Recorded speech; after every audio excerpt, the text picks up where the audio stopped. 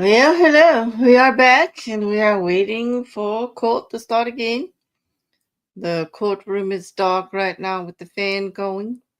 It is 45 minutes, as Judge Cannone had said, but we know them to be a little later than anticipated. Most times they come back from break, and especially lunch. Someone's always late, or there's a sidebar. But currently, the courtroom is dimmed, the lights. Hey, Maggie. It was only a 45-minute break, supposedly. So I'm coming back at 45 and we'll wait for them. I hope you got a good break, though. I got a little bit of a stretch in and I got myself something cool to drink.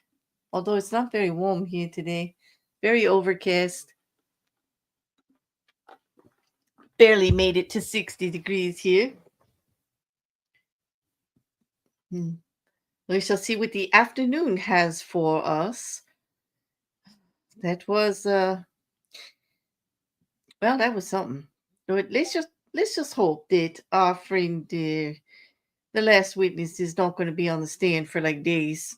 I do believe he's finished, but we did think they were finished with Miss Knowles, and they weren't. So I'm not going to hedge any bets on this one.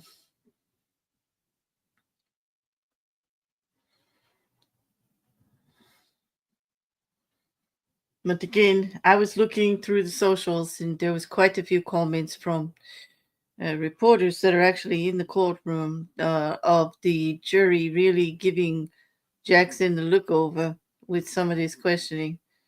So some of them taking notes, others just looking exasperated. You know, you wear that jury down with this kind of nonsense, you lose them. You don't really get them back. And I'm sure he knows that's a risk. I'm sure the defense knows that's the risk. You know? Finished unless Jackson comes up with more harassment. Oh, he's got plenty. He got plenty in his pocket there. Hi, Shil. Thank you for the ordering. Hello, you are Victoria. Welcome. How are you today? Hope you're doing well. Wrong view. There we go. Let's just get that up just in case. I'll stand here in the corner. Keep my mic on until they come back. Oh, another cup of coffee. Thank you so much, Shil, for that big old cup of coffee. Thank you much. Thank you for the one this morning also. Well appreciated. I'm doing okay for a Monday. You are Victoria. I am doing okay. I'm a little bit biased, a little bit snarky today because the defense is again attacking witnesses about things that, well, I'm sure he thinks they're making them look not credible, but they're really not lying or misstating. Again, maybe a word left out here or there, trying to make a relationship that doesn't exist. Oh, we're back. Oh, they're not Back in session. You may be seated.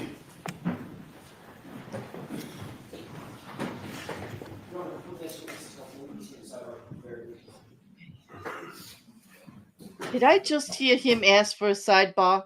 I sure did. What's that? Number 9? This number 9 for the day? Literally, court back in session. Your Honor, may I have a sidebar? At this point, we should just expect it. Yes?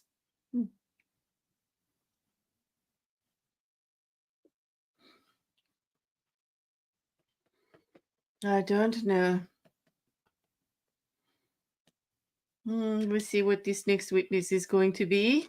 Or I do believe that Miss MacLaughlin is done, right? I know, Maggie, right? Ridiculous.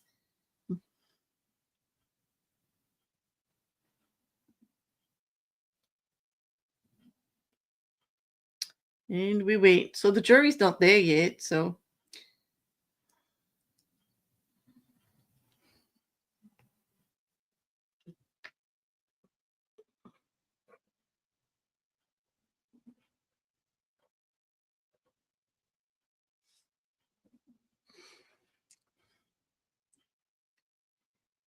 Hey, Maya. Good to see you. Welcome back.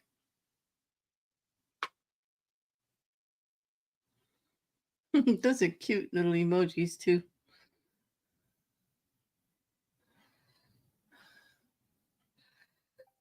Of course, we're at sidebar, you know. Like, we came back, you know, court came back, and of course, immediately sidebar. So they're muted. And we wait. Then we'll bring in the jury. Maybe we'll get a new witness.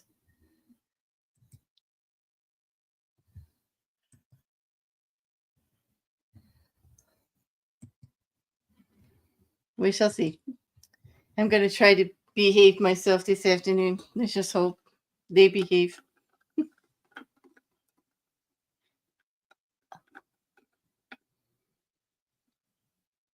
I'm trying to find out on the socials if there's more about what's going on inside the courtroom.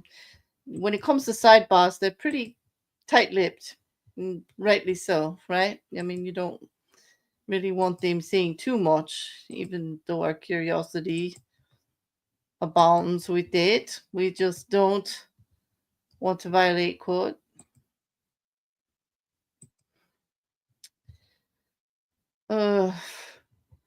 But basically, there's just a lot of talk about badgering witnesses. But also about him running into a wall. This is like the second or third one that he has run into a wall trying to manipulate the testimony.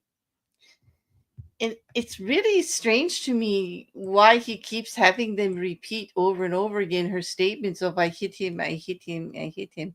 The only thing I can think of is he's hoping that the jury hears it enough that it becomes nothing, you know? Like it becomes absolutely like nothing to them anymore. Like they're so tired of hearing it. It's like a non-sick, like, you know, it don't matter at all. Maya doesn't want me to behave. I don't know about that, Maya. We had to take a vote. Some people don't like when the bear is bad. Like I could be too bad, you know? Like I not stay in my lane. You get too bad.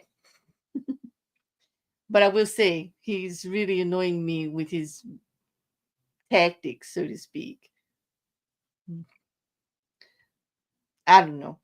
It's just my personal preference, you know, to see actual lawyering going on instead of badgering. I really don't count that as good lawyering.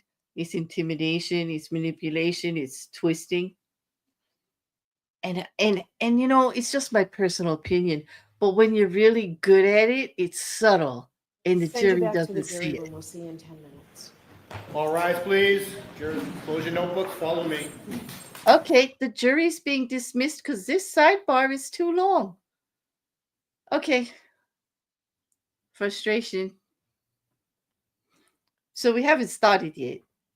I if you send the jury out, that means we get to hear, right? Like, do we get to know what's going on? Hello, I want to see. Nice to see you, fan, but I'd really rather see the courtroom right now. I'm usually a fan, but you're annoying me with all this silence.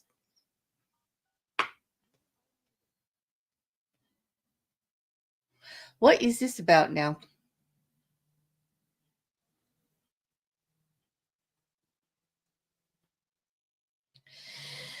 Oh, curiosity. Let me check the socials again.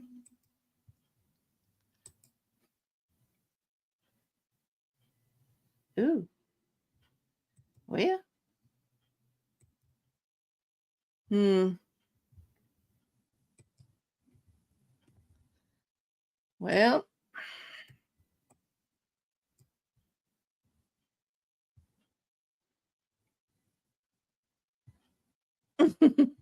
There's just the same comment that I made, like shocker, court in session after lunch break, and immediately to a sidebar. That would be number nine, Kathy Russell. Yes, I agree with you. Absolutely, absolutely right to the to the sidebar. Why? What else do we expect, right?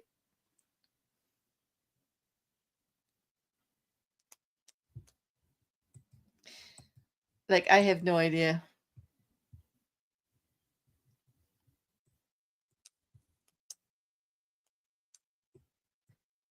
Ugh.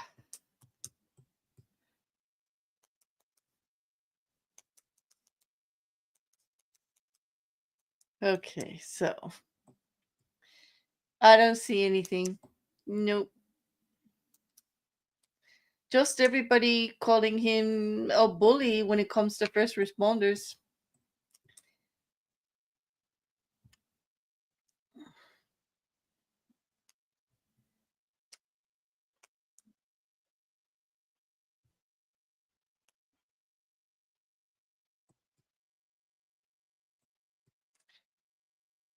There's a lot of compliments for the Commonwealth and how well they're presenting this case, you know. Uh this is a new prosecutor, special prosecutor Hank Brennan, former defense attorney for Whitey Bulger of all things, you know. And been a prosecutor for a while now, special prosecutor with his private practice. But here we go. He has the benefit of looking at all of the evidence that they had before, getting to reevaluate it, getting to reestablish through discovery, getting to take a different angle, and knowing what the defense did in the first trial. He's able to see the weaknesses of the case. He's able to play up the strengths of the case. He has taken a different angle in some cases. Okay, and we are on. Here's the strongest point. We're on trial day 9, and the defense is the only one bringing up Proctor. So before Proctor comes in as the bad seed, messing everything up, we've got a solid foundation of evidence that doesn't have anything to do with him, that he didn't secure, provide, or testify to. Because Proctor is an issue. Proctor was dismissed from his job. He acted unprofessionally. He had conflicting notes to testimony, to actual witness testimony, you know. So he's an issue. And he's going to be ripped up by the defense, and probably rightly so, because he's saying pretty nasty things about Karen Reed in a mutual text with other people, and he was obviously slightly biased. He thought she was guilty from the start, and he said so. Mm-hmm. Are we ready for round 24? Listen, this is sidebar number 9. They came back and went right to sidebar and then took the jury out of the room because it got too long, and they won't let us hear about it, which is really annoying. You know?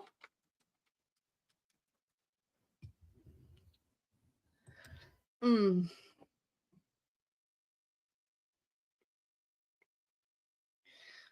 it was embarrassing.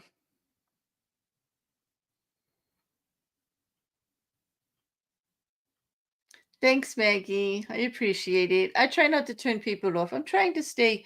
I don't want to taint your opinions, of the evidence, and I'm coming at it from a juror. And to me, even if I saw that, I would be quite turned off by this behavior, even sitting on the sidelines there.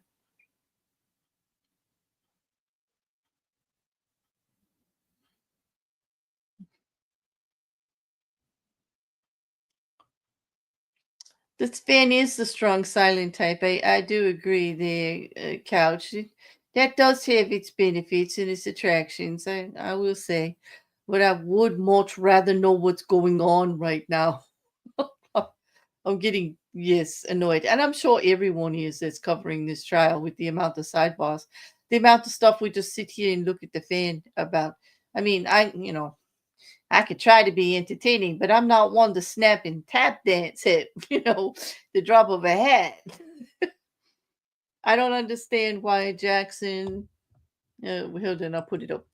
I don't understand why Jackass Jackson is badgering about the I hit him. Was it 1 or 2 times? Video clip of Karen. I know I said I hit him. Jackson needs to find another angle. He's lost the plot. Yes, he has. And I was talking about this before you got in here, man. I was saying, like, I can't understand why he keeps bringing it up. So everybody repeats it over and over again.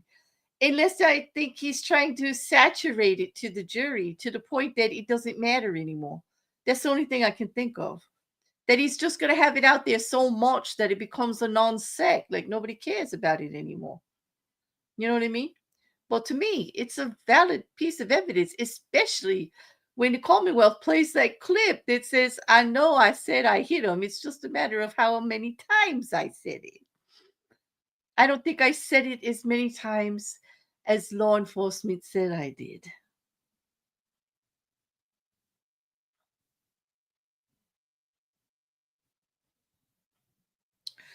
Yes, she does, Maggie. She does actually say a lot of stuff from sidebar. She's not one to keep her mouth shut. She has been a problem. And I think we're seeing that on the defense. The defense looks a little ragged. I mean, I see circles on the David Yannetti's eyes. They look all baggy today. Alan Jackson has looked like he got hit by a bus for a little while now. He really is looking like this going back and forth, and the wear and tear is really getting to him. Frustrated. I see distance between him and Karen. There's obviously some tension there. Whether it is the direction that they're going. Okay, now they're bringing the juries over, and they're going to see. We're going to do sidebar again, but this time I get to see the courtroom, thankfully, even if it is empty chairs. Nope. Oh, please. Would you please put it back down to the courtroom? Oh, yeah. Okay. Well, apparently the cameraman and Fan are having a thing, and we're not to interfere. Who are we to get in the way of fan love?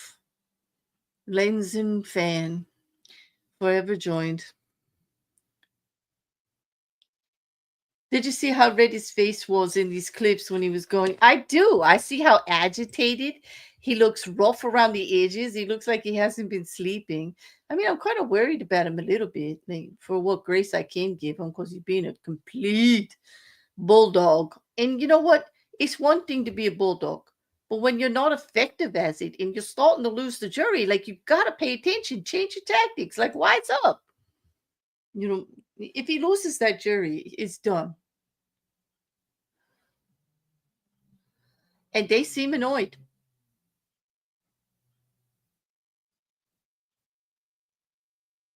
Yep.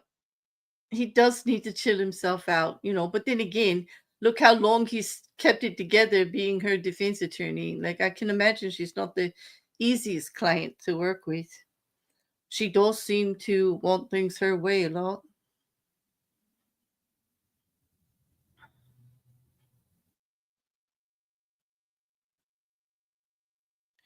I don't know what's been going on, but the jury's coming back in at least, so it can't be that long before they finish up. But whatever Judge Cannone has figured out, like, I don't know if maybe it was an issue where a juror, maybe it's an issue with the next witness coming in. Like, I don't know.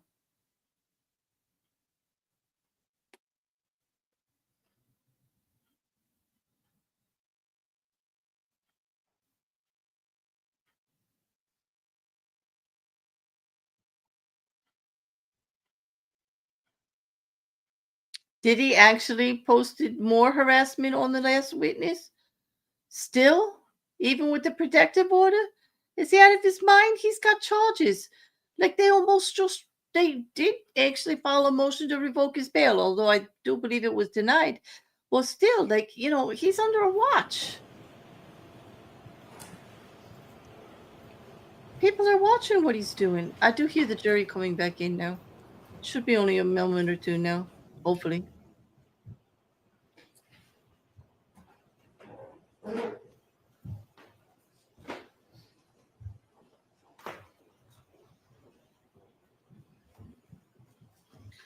I agree, Mandy. They are definitely crossing lines there. Absolutely. Court is back in session. You may be seated. I apologize for that, folks. Nobody likes wasting your time. Thank you, Your Honor. Commonwealth call Paul Gallagher.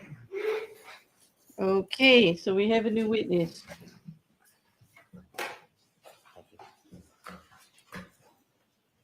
Follow me, please.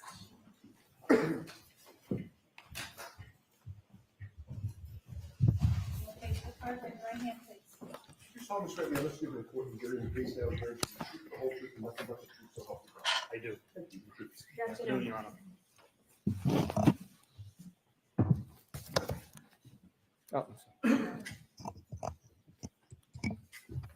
All right, Mr. Brennan, whenever you're ready. Thank you, sir. Could you please introduce yourself to the jury? Yes, my name is Paul Gallagher, For the court reporter, would you mind spelling your last name? Gallagher. Mr. Gallagher, do you presently work? As a police officer, I'm retired. When did you retire? August 31st, 2024. When you retired, what department were you working for? Canton Police Department. How many years had you worked for the Canton Police Department upon your retirement? I was credited with 32 years, 8 months of service. Did you have a particular rank when you retired? Yes, I was a lieutenant. I want to go back to the beginning of your law enforcement career and share your background with the jury. When did you begin your career in law enforcement? I became a permanent intermittent police officer in Canton in 1992. What a permanent intermittent police officer is, it's basically a part-time police officer. You're required to attend a 16-week part-time academy. Your duties include regular patrol duties that a regular police officer would do, but you're only utilized during special events, short staffing, and you're allowed to work paid traffic details. Did that status change at some point? It did in 1994. 1994, were you a patrolman? Yes, and that required me to attend a full-time 18-week police academy. In addition to the police academy, did you continue your training over the years? Yes, I did. Can you share with the jury some of the training that you would attend over the years? Oh, sure. So I did constitutional law. I did interview and interrogation, terrorism, international terrorism, domestic violence, buccal swabbing, and DEA basic narcotics course. And last duties were I did background checks, so I attended background training, and I did internal affairs. Before I talk a little bit more about your experience over the years and your progress through the Canton Police Department, I'd like you to share with us generally and briefly the structure of the Canton Police Department. The Canton Police Department, how big is it? How many officers are typically employed by Canton at the same time? We would like to have 45, but unfortunately, we're short-staffed at this time. At the Canton Police Department, is there different ranks? There is. And what are they? They are patrol, sergeant, detective sergeant, lieutenant, deputy chief, and chief.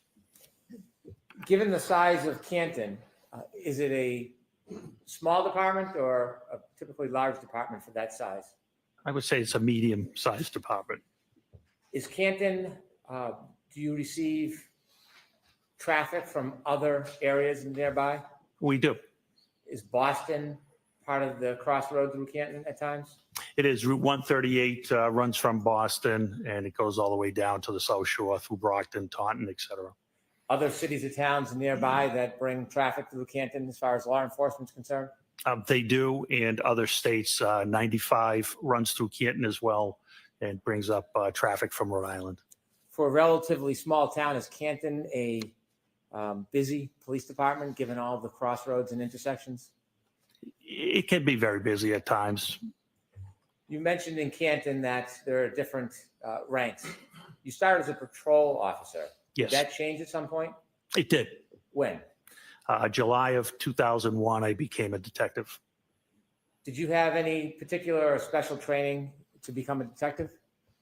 I started attending how to dust for fingerprints. My focus was narcotics. I had several narcotics classes.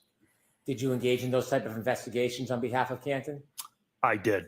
Did you work with other agencies? I did in 2005. I started working with the Drug Enforcement Administration in 2006. I was assigned as a task force officer for the DEA, initially out of Worcester Tactical Diversion Squad, which their mission goal was to eradicate OxyContin and oxycodone distribution at that time. It was during our oxycodone phase. In 2008, I was moved to Boston Division, and there we focused on all narcotics, not just oxycodone, heroin, cocaine, etc. How many years did you spend as a detective before you received your next promotion? Approximately 15 years. What happened next in your career as far as progress? I took the sergeant's exam, and I became a sergeant. In order to become a sergeant, do you have to pass an exam? An exam and an assessment, yes. Is that enough to become a sergeant, or is there another process you have to go through? That's where they rank you after the exam and the assessment. What year did you say you became a sergeant? I became a sergeant in 2017. Was that your first supervisory position?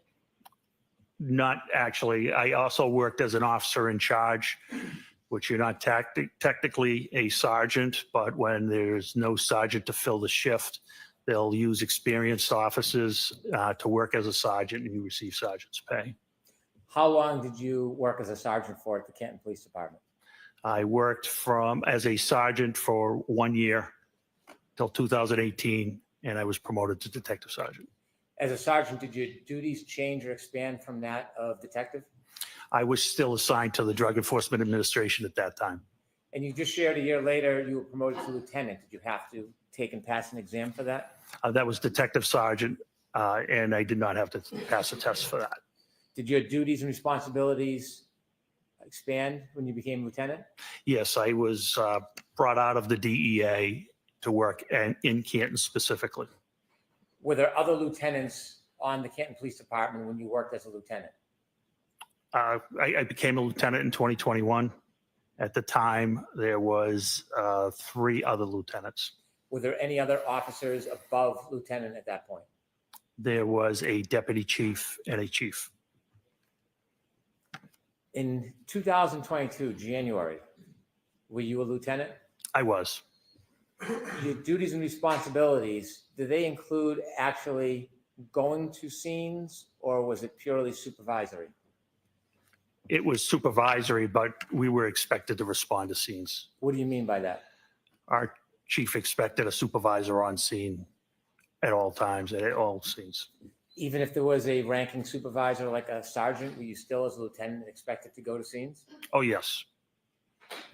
Did you do that often? Yes. I want you to take us to January 29th, 2022. Were you working the overnight shift from January 28th, 2022 into January 29th, 2022? I was the outgoing lieutenant. I did not work into the 29th. I was the last lieutenant to work on the 28th. In the early morning hours around 6 a.m., were you on shift or off shift? I was off shift. Were you planning on working that morning? I was planning on working later that day, yes. Do you remember what the weather was like that early morning? Yes, there was a nor'easter, which was snow, wind. Did anything interrupt your plan of working later that day? Yes. Tell us what happened. Shortly after 6 a.m., I received a call from Sergeant Sean Good of the Canton Police Department. After you received a call from Sergeant Sean Good, were you informed about a situation? I was. Were you told any basic details of where and what? Yes. Without sharing the actual conversation, where was this situation taking place? I misunderstood the situation. I thought it was on Meadows Ave in Canton. I later found out through dispatch that it was actually Fairview Road. When you heard that there was a situation in Canton, did you decide to change your plans about when you would come in? Yes, I responded. Why did you respond? That's the expectation our chief had for us. When you go into work, do you use a police cruiser or do you use your personal vehicle? On this particular day, I used a personal vehicle because of the weather. Was that different than typical? Yes. And why would you use a personal vehicle instead of a police cruiser? It was larger. It was 4-wheel drive. It was the only way I probably would have got there to the scene. After you received the call about a situation, tell us what you did. I loaded up the car with a tent, and I drove to the Canton Police Department, and I got some winter gear from the office, and I got on the radio and advised Sergeant Sean Good, who was at the scene on Fairview, that all officers were held to further notice. What does that mean? They weren't going to be going home at their end of the shift until they were relieved by another supervisor. Why did you take a tent with you? Because of the snow, the way the call was described to me was a person possibly not breathing. And if it was an unattended death, I wanted to be able to cover the person. Why? Respect. That tent was a tent from your home, a personal tent? It was an 8x8 pop-up tent. You went to the Canton Police Department first before you went to the scene. I did. Why did you go to the Canton Police Department first? I had some winter gear there, including a reflective jacket that I thought would be helpful, given it was dark out. Visibility was very bad. When you got to the Canton Police Department, did you learn anything from any of your colleagues while at the police department? The only one colleague at the police department at that time was Officer Kelly Dever. After you got your gear at the Canton Police Department, did you head towards Fairview? I did. Other than the general description that you had heard, did you know anything about what was going on there? Just that a gentleman was found unconscious in the snow, possibly not breathing. You mentioned the term unintended death. What does that mean? An unattended death is a death where someone dies alone, and you don't know the reason. It doesn't mean there's foul play. In fact, 99% of the time, it's natural causes. Is there a process for the Canton Police Department when they learn of any death, unintended or not? Is there a process you need to follow? Yes, there is. And what is that process? That's to call the Norfolk County DA's office, their CPAC unit, Crime Prevention and Control. They have jurisdictions over deaths and unattended deaths. You mentioned a CPAC unit. What type of officers or law enforcement is the CPAC unit? It's manned by the Massachusetts State Police. Are you required by statute to contact CPAC or the Massachusetts State Police, even if it's an unintended death? Yes. Did you follow that process? Sergeant Lank followed that process. Is that one of the officers who worked under you? Yes, that is correct. Did you know if Sergeant Lank was at the scene when you were leaving Canton, or did you learn at some point when you got there whether Sergeant Lank was at Fairview? When I got there, I saw the black Toyota Tundra, which is operated by our detectives there, and then I saw him. When Canton Police Department first contacted the Massachusetts State Police or the CPAC unit about the information, do you have an understanding whether or not the Massachusetts State Police were going to respond or not? They were not responding. So when you got to Fairview Road, were there any other law enforcement officers other than Canton police officers? No, there was not. When you appeared at Fairview Road or arrived, were you the superior officer on the scene? I was highest ranking officer. As you're pulling up to Fairview that morning, what's the first thing you see when you get there? As I pull up, I see the last of the fire apparatus pulling away. I get out of the vehicle. The first one I encountered was Sergeant Sean Good, who was the shift supervisor. Did you see any other of your officers there? I did. I saw Lieutenant Lank further down, and further down, I saw two other cruisers, which ended up being Officer Mulaney and Officer Sarif. Did any of the cruisers or vehicles have lights on? They did. Did you hear any sirens? No, there wouldn't be any sirens. Why wouldn't there be? Sirens are used to move traffic. There was no traffic. It was a blizzard. There were no cars on the road. You might see an occasional plow. Did you ever learn the general area where the person was found? Yes, At that time, did you know who the person was? I did. I knew him by name, yes. Did someone inform you of who the person was? Sergeant Sean Good did, yes. Okay. And who was the person that you learned was on the ground? John O'Keefe. Had you known John O'Keefe? I knew of John O'Keefe. I had never met John O'Keefe. When you first arrived at Fairview, was Mr. O'Keefe still on the ground? He was not. Was he at the scene? He was not. So when you got to the scene at Fairview, Mr. O'Keefe was already gone? Yes, he had been transported to the hospital. So did you ever firsthand see exactly where Mr. O'Keefe was lying when he was found? I did not. Did anybody point out to you the general area? Yes. Did you have a chance at that point to, well, obviously you didn't have a chance to examine or look at Mr. O'Keefe. Did you have a chance to look in the general area where you were told he was found? I did. Tell us a little bit more about the weather now that you're standing outside Fairview Road. What's the visibility like? What's the temperature like? What are the conditions like? So it was terrible. It was blizzard-like. The wind would blow in your face. It would change directions. The snow was an icy snow.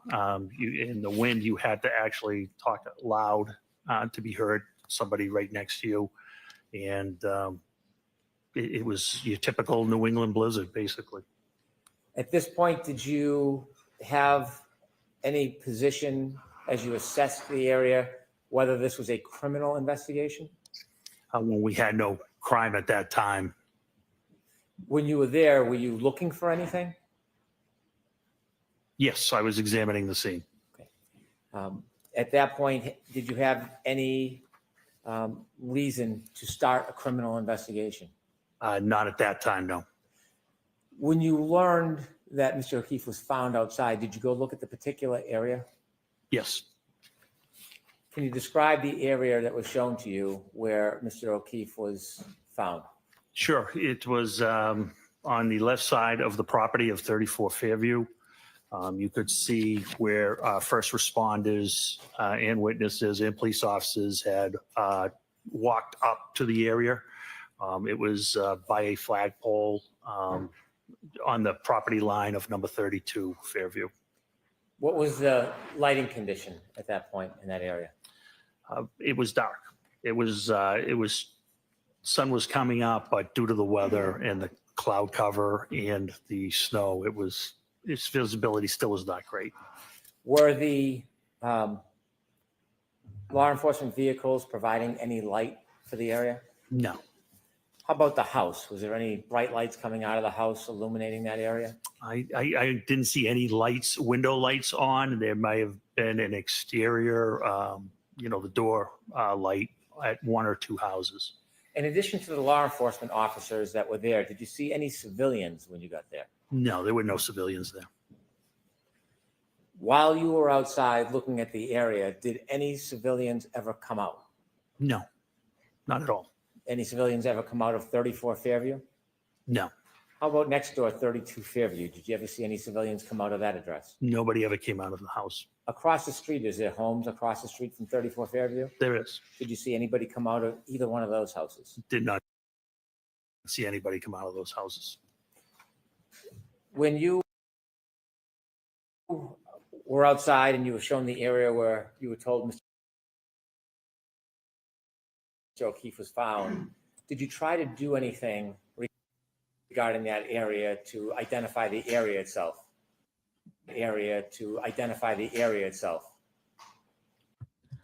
Okay, what's going on with the feed?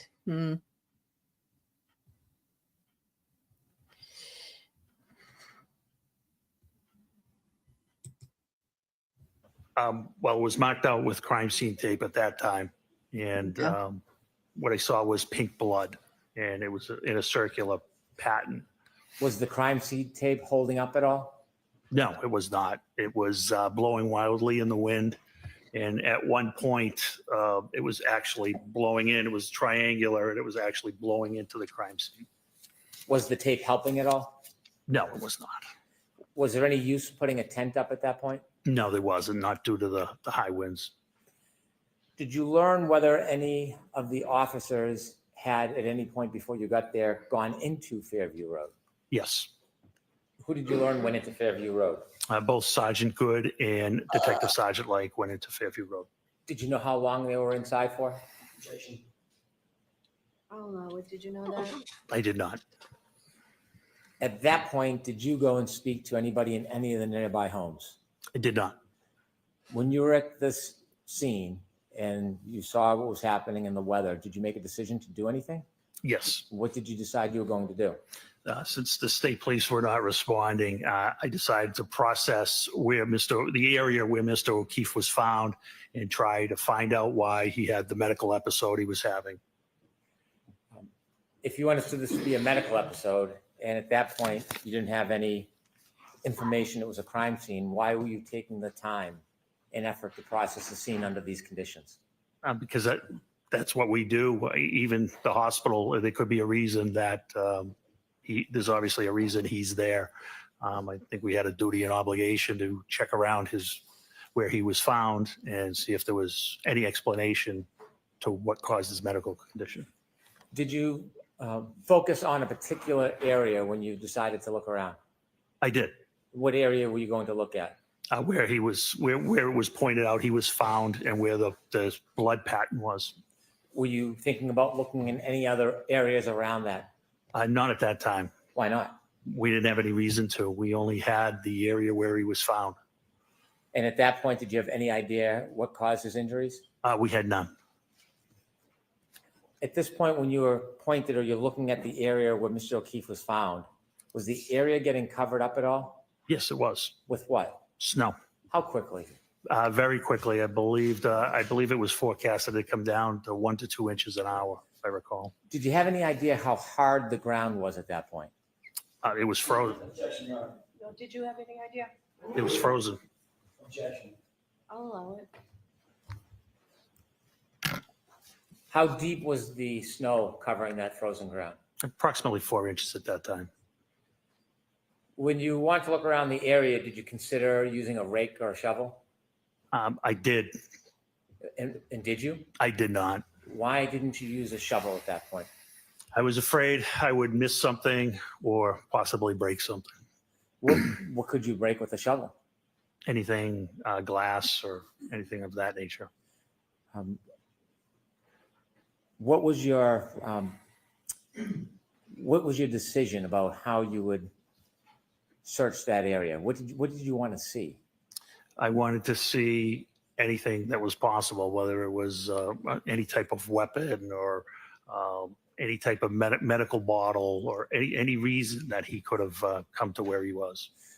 Did you think of a way that you could look below the top of the snow without unresting the scene? Yes, I did. And what did you conclude? Because of the blood, the pink spots I thought might be blood. I thought a leaf blower would be the best method because I have seen it used and to remove light layers of snow, and it can be controlled. And after having seen that before and making that decision, what was the benefit of a leaf blower over a shovel? I wasn't going to miss anything with a leaf blower, much better control. And control, tell us what your intention, what was your hope with the leaf blower? To clear the area, controlled, slowly, so any potential evidence of what happened to Mr. O'Keefe wouldn't be lost. Did you have a leaf blower with you? Did not. So what did you do? Sergeant Good volunteered to go get a leaf blower. Did you remain at the scene? I did. And during this time, are you still have no information that it's a crime scene? We had no information on a crime at that time. Did Sergeant Good come back with a leaf blower? He did. Did you try to get any other items to help you? Not that I recall. Okay. When Sergeant Good came back with the leaf blower, did you use it? I did. Was it successful? Very. Tell us what you did. I started with low speed and began whisking away the snow. And then I saw how it was uncovering those pink spots were becoming brighter red. So I verified it was frozen or coagulated blood at that time. And so out of the abundance of caution, I decided that that was something we may want to collect. Why did you want to collect that? Just out of abundance of caution, DNA. I expected it to be John's DNA. And I wasn't going to get a second chance at it. It was either collect it or never have it. Were you making quick decisions under these circumstances? Yes. Did you ask somebody to get a container to put the coagulated blood in? I ended up getting the containers. Where did you get them from? I got them from Lieutenant Gallagher, who lived in the neighborhood. Did Lieutenant Gallagher ever come over to the scene? He did not. Did he work for the Canton Police Department? He did. Why didn't he come over to the scene with you? Because he originally thought the scene was at 32. Did you ask him to come over to the scene to help you? No. Did you expect him to come over to help you? No. Did you prefer he not? Correct. So when you get the containers, were they plastic cups? Yes, they were red Solo cups. And what was the purpose of using the red Solo cups? They were plastic. They weren't going to leak. They weren't going to get soggy. They were large. I needed a small sample. My thought was because it was frozen or coagulated, that we could collect it, transport it, and transfer it to the crime lab, who could extract the DNA however they saw best fit. Do sometimes the crime lab test evidence and sometimes not? Of course, yes. Is that your decision? No, You were telling us about the leaf blower. Does it serve to excavate the area? it did. Did you begin that process? I did. And when you did that, did you try to memorialize it? Yes, I did. How did you do that? I had Sergeant Good videotape it. Why did you have Sergeant Good memorialize your efforts to excavate the area? I thought someone may wonder why I decided to use a leaf blower, so I wanted to demonstrate its effectiveness. I'm going to move to introduce 2 videos that council has.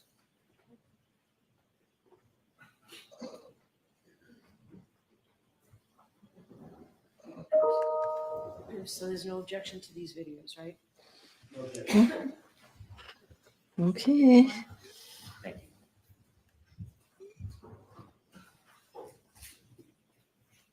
you.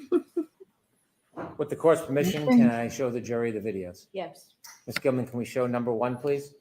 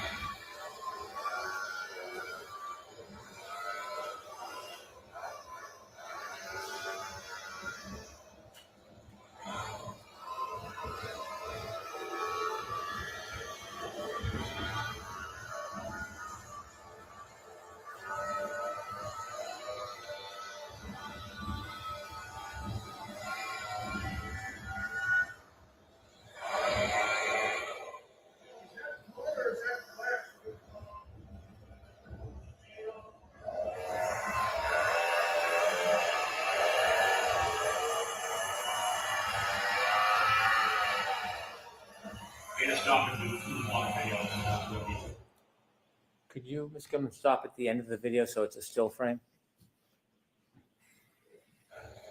That's good right there. Sir, who's the person holding the leaf blower? That is me. Did the leaf blower work as you had hoped? It was great. You see other footprints around that area. Correct. Do you know how those footprints got there? Some of them were from first responders. Some of them were for witnesses. The ones up top by the flagpole were for when the officers put out the crime scene tape. Did officers try to wrap the crime scene tape around the flagpole? They did wrap it around the flagpole, yes. I see. And from that vantage point, could you see the side and front yard? Yes. Did the side yard have any footprints or evidence that anything was dragged through the side yard? No, not at all. How about the front yard? Did the front yard have any evidence that anybody had walked across it or dragged anything across it? It had one set of prints from Sergeant Lank. Other than Sergeant Lang's footprints across the front yard, was there any other impediment? No, not that I saw. I'm going to ask if we could see the second video, please, Ms. Gilman.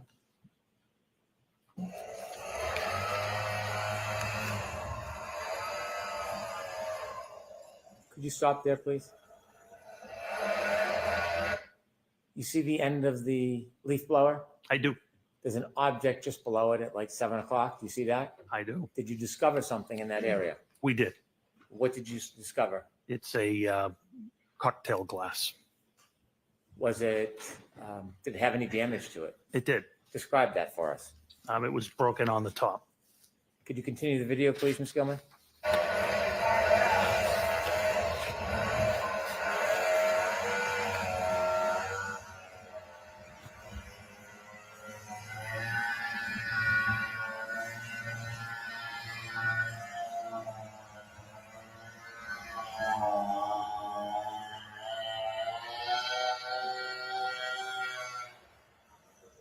Stop, please.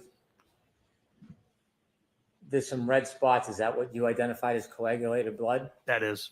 below some of those spots and to the left, there's an area that's not white. It's brownish. Do you know what that is? That's, I believe, just bare ground. If we could finish the video, please.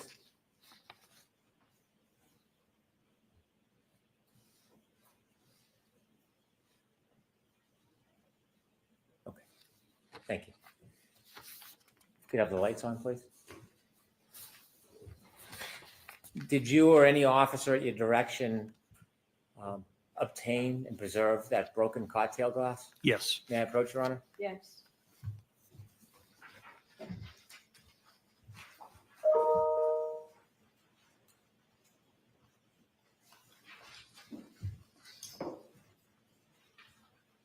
So I'm showing you two photographs. The first photograph, do you recognize what's in that photograph? I do.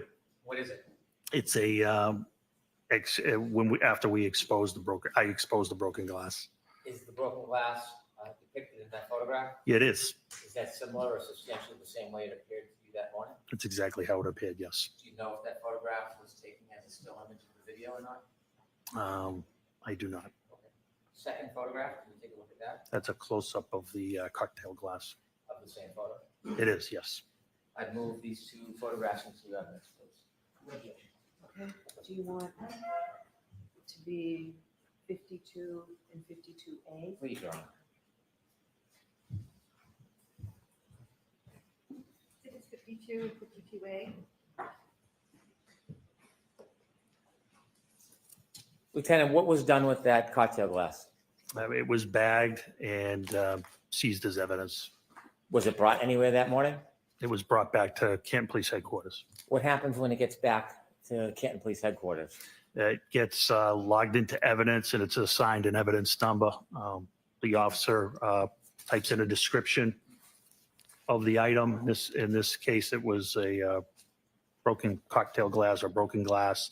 And once he hits the space bar, it automatically generates a property number for it. And I believe in this case, it was 22-18-PR, which means 22 is the year, 2022. 18 is how many pieces of evidence that the department as a whole had collected that year so far. And PR, I believe, means property room. Why is it assigned a particular number? Everything is assigned a number by the computer. You said it's brought to the evidence room. Is that a separate or a special place? So we have two rooms. We have a temporary evidence room, and then there's a permanent evidence room. Only two people have access to the permanent evidence room. Is there a reason why access to the evidence room is limited? There is, Why? for security. Even in the police department, the evidence room is limited as far as people who have access? That is correct. In the evidence room, is there an officer assigned as an evidence officer? Not full-time. There is an assigned admin sergeant who is assigned as the evidence officer. Does anything happen specifically with the evidence? Is it packaged or stored in any particular way? The glass was put into a locker, I believe, and temporary evidence. And then it's the evidence sergeant's job to retrieve it. But in this case, we were going to transfer it to the state police. Was it transferred to the state police at some point? It was. I'll allow it. Were you part of the transition of that item to the state police? I was. And when was it transitioned and to who? It was on February 1st, 2022, and it was to a criminalist from Yeah. the Massachusetts State Crime Lab. Do you know who the criminalist was? I don't know the name, no. Did the criminalist come to your department or did you bring the item to them? They came to our department. In addition to the glass, there was plastic cups with coagulated blood. That's correct. What did you do with those cups? Those were placed in temporary evidence and placed in a refrigerated unit. To carry them from Fairview to the police department, did you hold the actual cups or did you put them in something? Don't they were stacked in a bag. Objection, Your Honor. I'm going to allow it. What type of bag? It was a craft paper bag. In this particular case, we utilized the Stop and Shop bag. Is that any different than a bag from the police department? This made of the same paper, craft paper, the same size and dimension, other than Stop and Shop and evidence and probably price. They're basically the same bag. Why did you use one of those rather than a bag that said evidence on it? I don't know where that bag came from. I was in a personal car. Sergeant Lank was in a Tundra. If that bag is upside down, you wouldn't know it didn't say evidence on it. So I'm not sure where that bag came from. And the plastic cups, do you know what happened to those? Yes, they were turned over to the criminalist as well. Where did you store them before they were turned over to the criminals? Temporary evidence in a refrigerator. Temporary evidence in a refrigerator. Is the refrigerator part of the temporary evidence area? It is, yes. Did you bring that piece of evidence, the broken glass, with you today? Yes. With the court's permission, I'd like to approach the witness.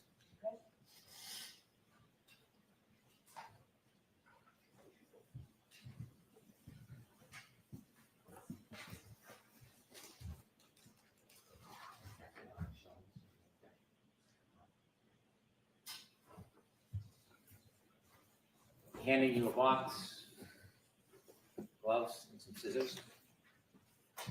Let me ask you about that box. It has red tape on it. Why? It's a secure and transfer of custody.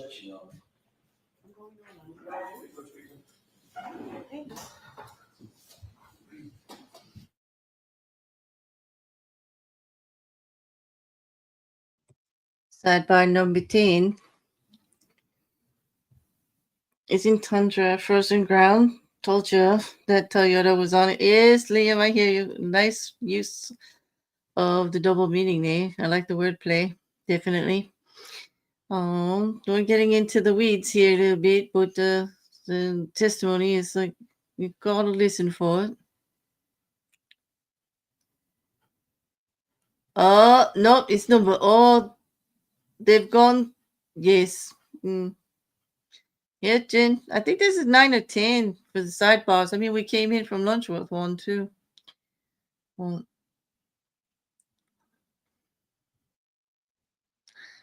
so they're going to go. This is where a lot could be said about the investigation. There's the way they were able to capture things, what they did, how things went. It all comes under scrutiny here. Be careful about that snort laugh, and Mandy, it can be quite painful. I did it like before with little drinking a Coca-Cola. It was not good. it was not good. It could be painful.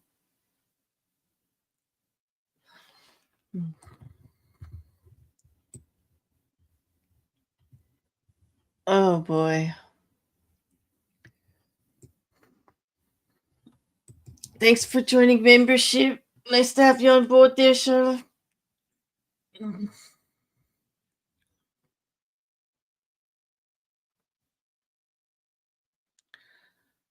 Oh boy.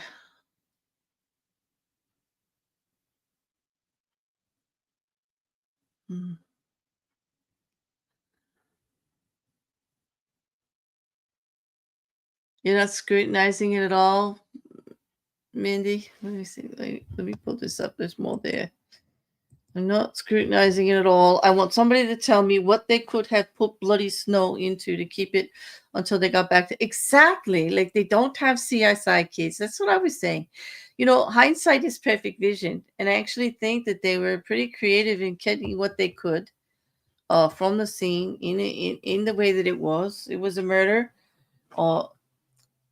I thought that Mr. Brennan did a good job in asking Katie MacLaughlin how many murder scenes she'd been to in her years as a paramedic for the fire department, and there weren't any others. Like, we're not talking about, a lot of this happening all the time.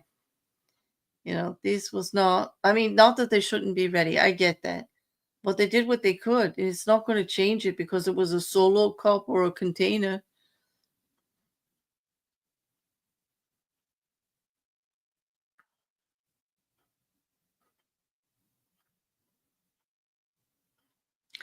Exactly. So many want to judge it. So many want to say what they would do. I mean, as it is now, the socials are saying that Katie MacLaughlin was caught in a lie. She did not lie about her relationship with Caitlin Albert ever. She answered the questions that were asked of her. And if they didn't, make it, and then they tried to say that she was misrepresenting them. She said she was, whether she has a friend, a picture with a group of friends from some outing from, I think she said that was right in the first trial. It was right after high school or something. I don't know. It doesn't really make it a lie or impeachable Lieutenant, to the before you court. open the box, were you one of the officers that discovered that broken glass? Yes. Did you personally bring the glass from Fairview to Canton? No. Do you know who did? Yes. Who? Detective Sergeant Lang. Sergeant Lang? Yes. When you went back to the station, you said that the evidence was then put into an evidence locker. Did you place it in the evidence locker? I don't recall. And then inevitably, it was transitioned to somebody from the forensic unit? That's correct. Were you personally there when it was taken from the evidence locker and given to the person from the forensic unit? Yes, that was me. Did you have a responsibility and role in that process, or were you a passive observer?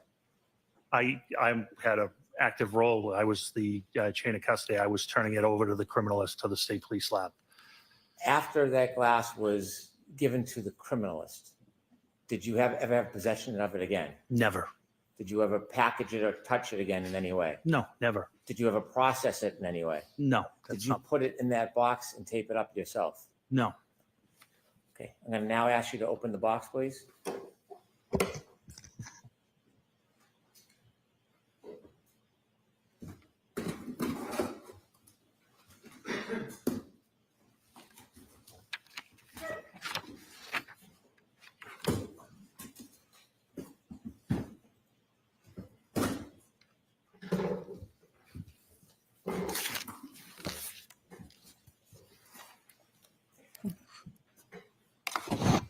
Is there an item in that bag? There is. Would you please open the bag and show us what's in that bag?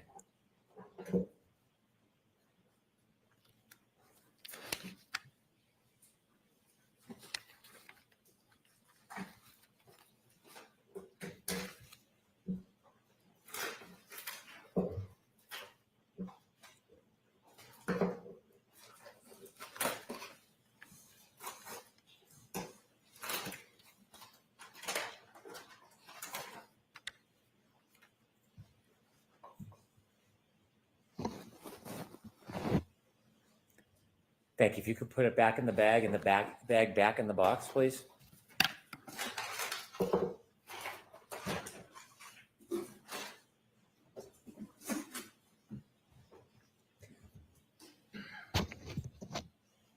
Lieutenant Gallagher, does that appear to be the same item that you found in the area where John O'Keefe was at Fairview that morning? Yes, it does.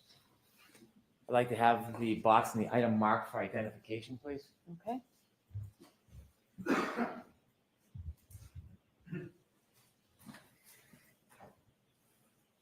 The cue for ID.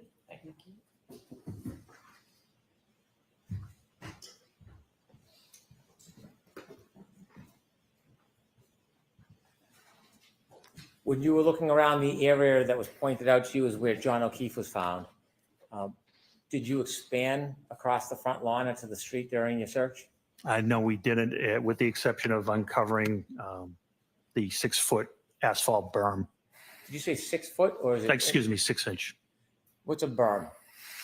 It's it's basically a curbing, but it's made of asphalt. It's curved. You probably have seen it. It's asphalt. It's curved. It separates the street from property line. Why did you clear that piece? Wanted to see. We were trying to find out why John was having a medical issue, and we didn't know if he could have tripped over a curbing or what turned out to be an asphalt berm and possibly hit his head. After you made efforts to look in that area, did you return to the Canton Police Department? I did. About what time? It was shortly after 8 a.m. After you returned to the Canton Police Department, did you receive any information or have a reason to return back to Fairview? Yes, About what time? a little after 9 o'clock. Why did you go back to Fairview after 9 o'clock? Sergeant Lank got a phone call that Jen McCabe had more information And where did you understand Mrs. McCabe was? at 34 Fairview. Did you go back to 34 Fairview? I did. Did you go with anybody? I went with Sergeant Lank Did you travel together or separate? together. When you got back to 34 Fairview outside, what did you do? We parked in the driveway. We walked up, and next to the garage, there's a side door. I don't know if we rang the bell or knocked, but Brian Albert, the homeowner, answered the door. As you walked up to the door, did you have a chance to look around at the doors in the area in front of that side door? Yes. Did you see anything out of place? No. You've been a police officer at that point for a long time. Yes. Do you receive any training in observing areas or people? Always. What type of training? What are you told to look for when you're speaking to people? I've been BOSAR trained, which is behavioral observation, suspicious activity training, and you look for clues when you're speaking to people. Whether they cross their legs, cross their arms, is certain behavioral characteristics. At this point, did you have any understanding that this would later be a crime scene? I did. Yes. What happened? Can How you- did you come to that conclusion? Oh, not at that time. Oh, not at that time. No, Okay. not at that time. When you went into the house, what part of the house did you go into? I went into the room. It's adjacent to the kitchen, and I stood there with Brian Albert. Can you describe what kind of room that would be? Yeah, it was just a typical family room type room. It was not large. It was between the garage and the kitchen. You met with Brian Albert. Brian Albert answered the door and let us into the house. Did you understand what his relationship was to that house? He was the homeowner. Did Sergeant Lank walk in with you? He did. Did he stay in that living area? No, he went to the kitchen area and sat down with Jen McCabe. Could you see the kitchen area from where you were? I could see a portion of the kitchen area. Did you see anybody else in the kitchen area with Mrs. McCabe and Sergeant Lank? There were people in the kitchen area. There was nobody with Sergeant Lank or Miss McCabe. Could you hear their conversation? No, Were you trying to listen? No. Were you speaking to Mr. Albert? I was. Did you take the time to make observations of him? Objection, Your Honor. I'll allow it. Did you take the time to make observations of him? Yes. Did you speak to him? Yes. Did he speak to you? Yes. Was there anything about his mannerisms or affect that caused you any concern? No, it was just a social conversation. There was nothing of concern at all. Was there anything about it that caused you to hone in or be concerned? No. Objection, Your Honor. I'll allow that. No, Did you get a chance to look around that living area at the Sure. items? I didn't look around, or just with my eyes. Did you get to see that area? I did. Did you see anything broken or looked out of place? No, nothing. Anything that caused you any type of concern? Nothing. When you looked towards the kitchen, did you see anything that looked different or suspicious in any way? Nothing. Was the interaction, did it cause you any alarm or concerns? No. After Sergeant Lank had an opportunity to speak to Mrs. McCabe and you spoke to Brian Albert, what did you do next? We left. Where did you go? We went back to the police department and were informed that the state police were going to respond to the hospital and that we didn't need to respond to the hospital. When you heard that the state police was then going to get involved in the investigation, what does Canton do when the state police takes over an investigation? Well, it was based off of a conversation I had with my chief in the detective sergeant's office. Was there a decision about Canton's involvement in the ongoing investigation? There was. What was that decision? That we should recuse ourselves from any further investigative interviews. And why was that? Because our best detective, his name was Kevin Albert, and he was the brother of the homeowner. And I didn't want any potential bias, whether unconscious or subjective, to be perceived by the O'Keefes, by the O'Keefe family. So when the state police got involved and you had the conversation with the chief, was that the end of your efforts towards this?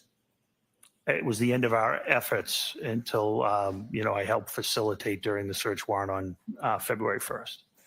And so at some point, was the defendant's Lexus brought to the Canton Police Department? It was. Was it put in a particular area at the Canton Police Department? It was. What area? The Sally Port. What's a Sally Port? Sally Port is where, when we have an arrest, we bring our prisoners in. It's basically a extra large garage. It has 4 doors, they're numbered 1, 2, 3, and 4. We typically go in door 4 and pull towards door 3. Door 4 is lowered, and then prisoners are walked into the booking area, which is also secure. The exterior doors to the Sally Port can only be opened by the dispatch council.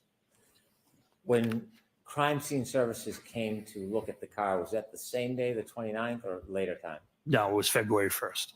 Did the Lexus remain in the Sallyport area from the 29th until February 1st? Yes. When representatives from the crime lab from the Massachusetts State Police came on February 1st, who provided them access to the Lexus? I was one of the people there that was there. I don't know if I provided them direct access, but I certainly would have. And I assisted them if they needed things. That's when the chain of custody, the exchange of custody for the blood samples and the glass occurred as well. And during their processing of the Lexus, were you there for parts of it?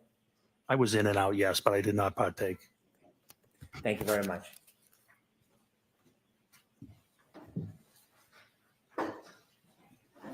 Please.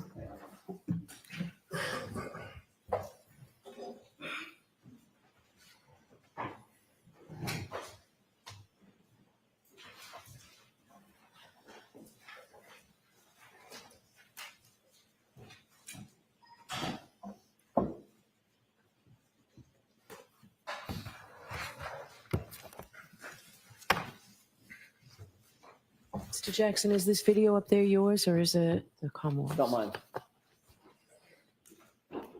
Or is it? All right. Mm, May I, Your Honor? yes. Mr. Gallagher, you have already established that you were at the scene on January 29th, early morning, January 29th, 2022. We've seen the video of the leaf blower, correct? That is correct. So you were integral to at least an initial search of the scene, which recovered the drinking glass that you've shown us, as well as some of the blood byproduct that you've talked about. That's correct, yes. Okay. You were the ranking person on the scene. You've already described that. Yes, that is correct. There were also several other officers from Canton PD who were there with you.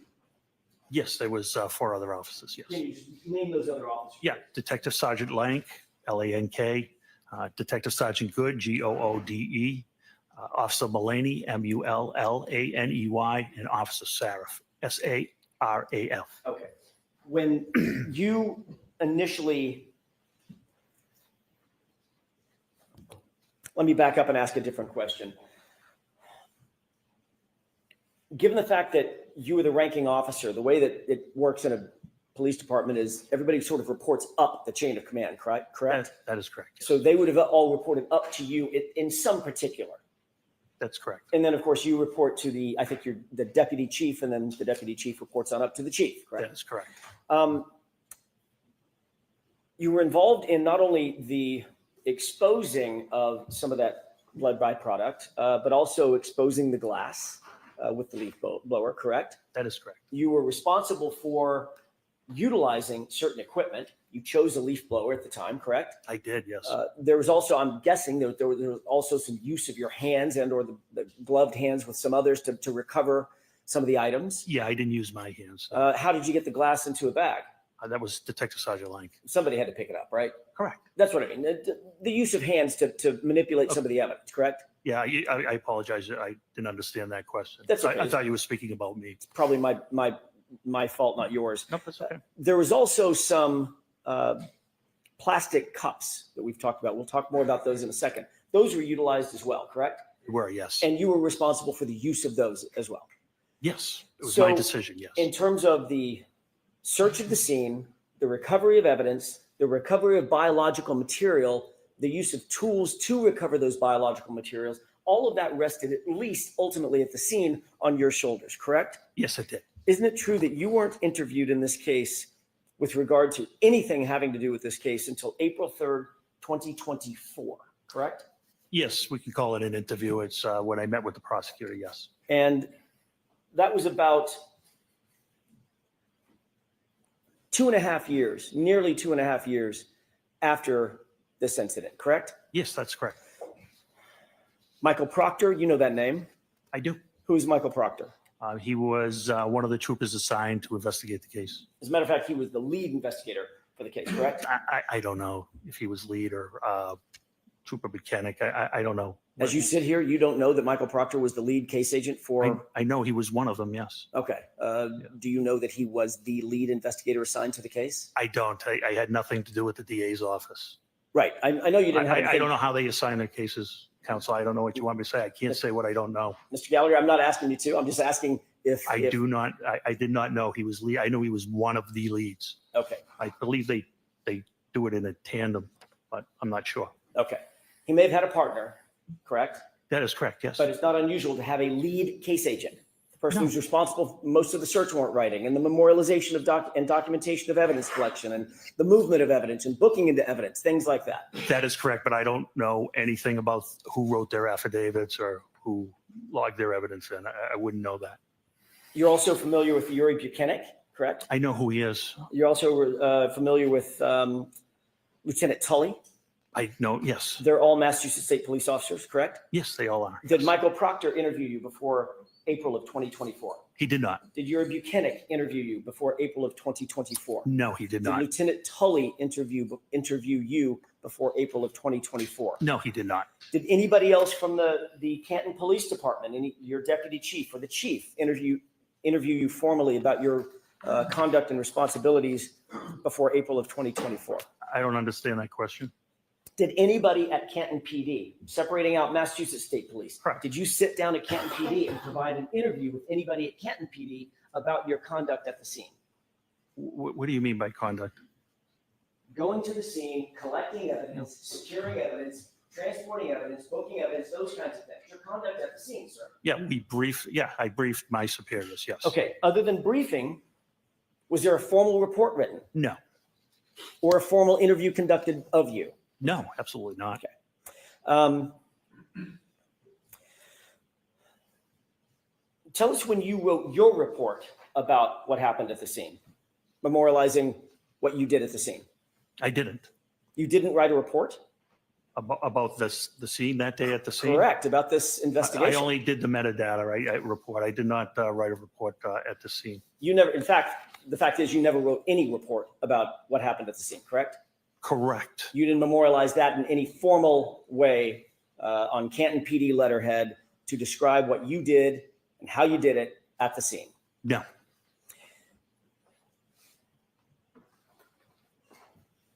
Normally, when you report to a scene as a first responder, you would be expected to write a report about that, whatever that conduct is. I'm not the supervisor. No.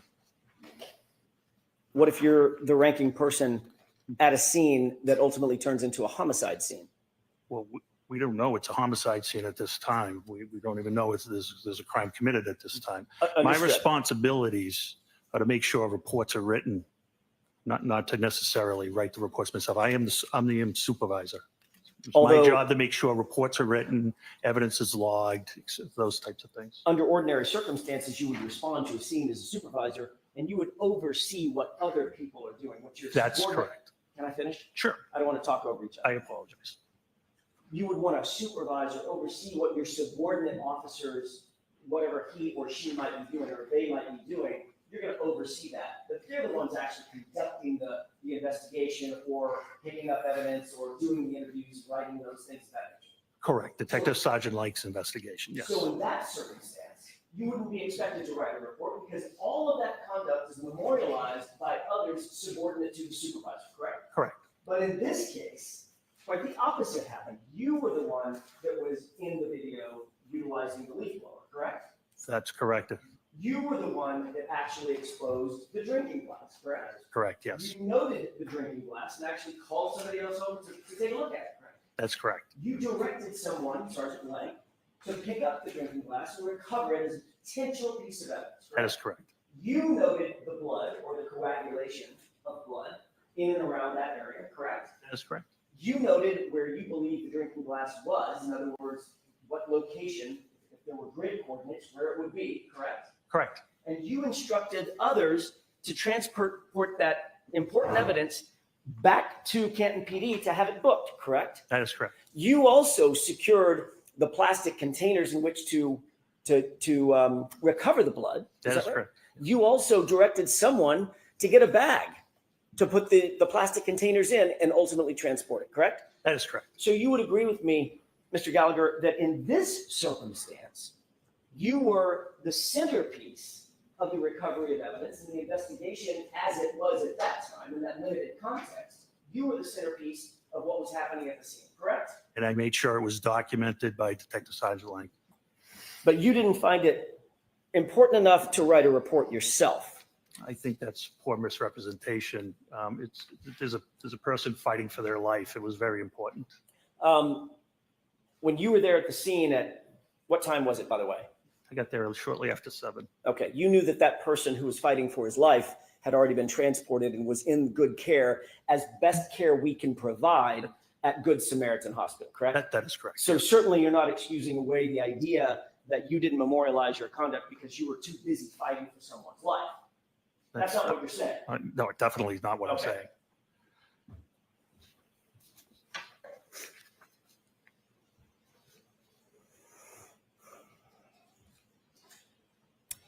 Obviously, reporting to a scene and supervising a scene is one thing, but actually gathering evidence is a whole next level. You would agree with that? Sure. Because just to put a fine point on it, responding to a scene as a supervisor, you want to make sure everybody's doing their duty, but the officer or officers who, for instance, uncover, let's say it's a knife or a gun or some weapon or something like that, actually documenting and picking up that evidence and handling it up in an appropriate way, that is all highly, highly technical. It's very important to get it right and memorialize it all, correct? That is correct.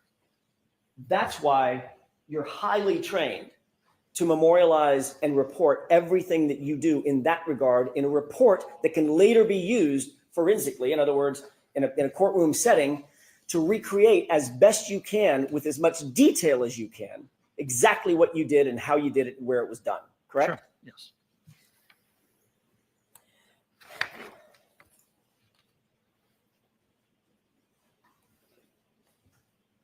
Officer Lank wrote a report in this case. Sure. Did Officer Mullaney? I believe he did. Yes. Did Officer Seraph? Yes. Officer Good? Sergeant Yes. Good? Yes. But you did not. I did not.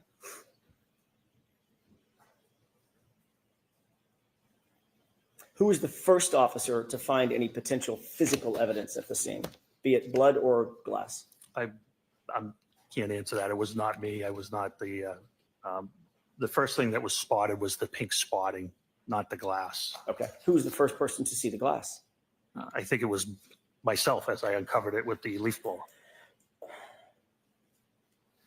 One of the important things that we've talked about, Mr. Gallagher, is documenting the details of evidence recovery, not just the fact that something was recovered, correct? That's correct. So you'd want to know what time of day it was recovered, correct?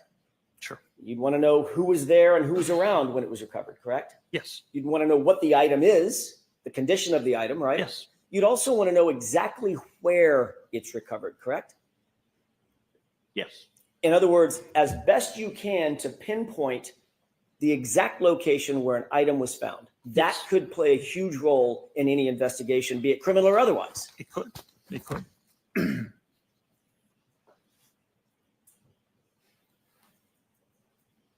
Did you diagram or draw a diagram back at Canton PD or I did out not. at the scene? No. About where that glass was found? No, I did no reports or diagrams. Did you diagram exactly where you recovered the blood spots that you did recover? No.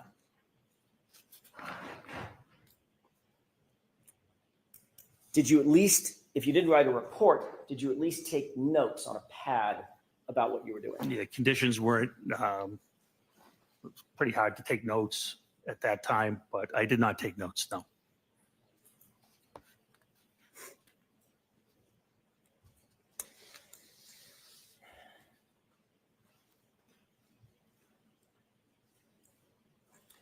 At some point, you mentioned a person by the name of Tom Kelleher, Deputy Chief Kelleher. That's correct. Who is Deputy Chief Kelleher? He's the deputy chief of Canton Police. He was active on active duty at the time. When I say active duty, I don't mean that morning, that hour. I mean just generally. Yes, he was a lieutenant at that time. He was someone to whom, as a matter of fact, probably the only person to whom at Canton PD you actually reported, correct? Up the chain of command. He was the only person to whom you reported up the chain of command, meaning he was your direct report. He was in charge of detectives at that time. And then, of course, the chief would be above him, correct? Deputy chief and chief. Okay. When you responded to the scene, Deputy Chief Kelleher did not come out of his house and take over the investigation, correct? Correct. That was yours to detail, That is correct. at least while you were there. That is correct.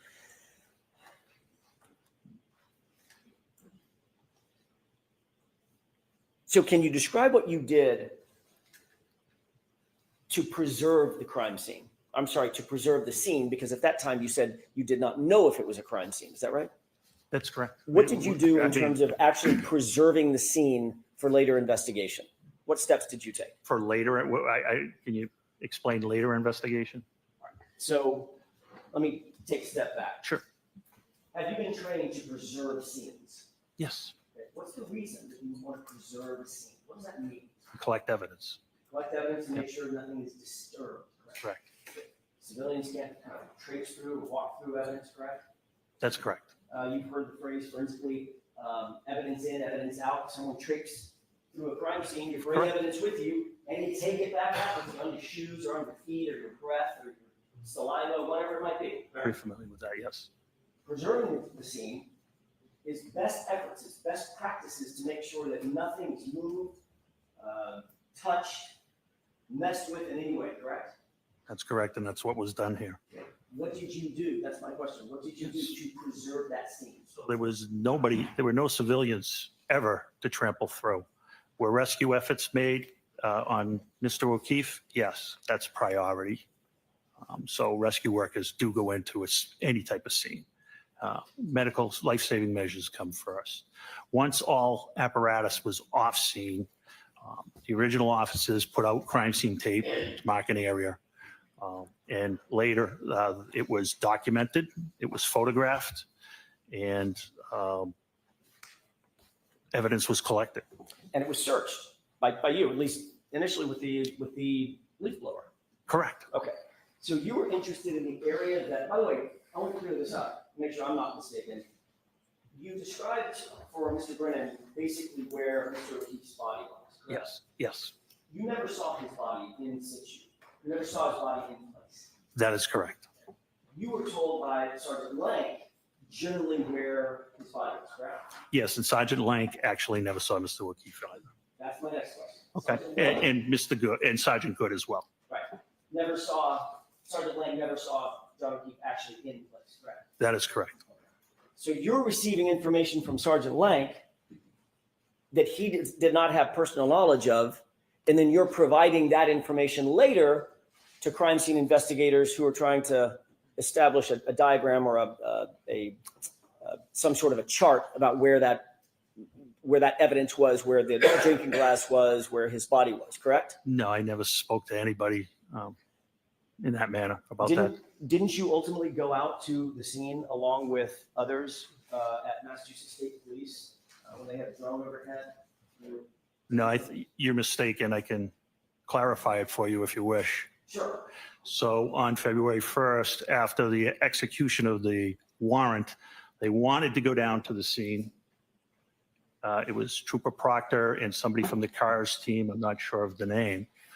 Once they got down there, I did show them where I was shown John O'Keefe was. They did want to put up a drone, but they could not do it because they were too close to Norwood Airport and because of FAA regulations. Okay. And that was the last of my involvement Okay. with that. I hope that clarifies things for you. Forget the drone. I'm interested in the first part, which was you accompanied Trooper Proctor to the Correct. scene, correct? Correct. There were other members of CARS, C-A-R-S. I think there was one. Crash accident reconstruction section, I'm assuming. Okay, so it's a forensic, a member of MSP who does forensic diagrams, correct? I would say. I don't know if they do diagrams. I don't know what they do. Or reconstruction of some sort. Sure, reconstruction of some sort. So you were there to help provide information about where Mr. O'Keefe's body was found, correct? And be a Canton police officer present in case any neighbors had come out. So you were there to help provide information about, or at least you did provide information to them about where Mr. O'Keefe's body was found. Oh, sure, yes. Except you didn't see Mr. O'Keefe's body, did you? No, I did not. So that was a guess on your part.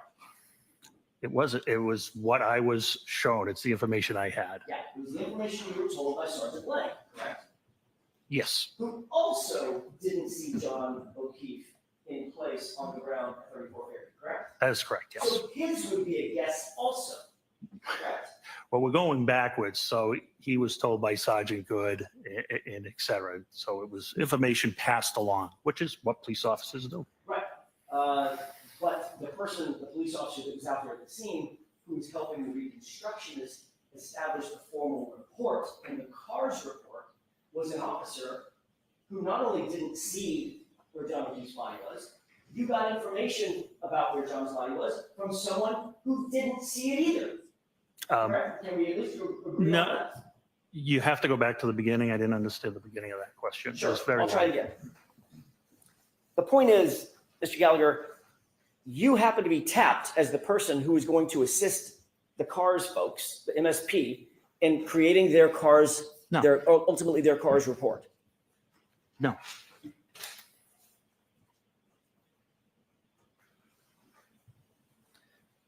Isn't it true that you accompanied Trooper Proctor and members of the CARS unit to document Fairview Road and the scene of the incident? yeah, I thought I explained it could not be done. Okay. So I'm not I asking wasn't, you- I only went to show them where Mr. O'Keefe was and in case any neighbors came out. I wasn't there to assist in any documentation at all. You were there.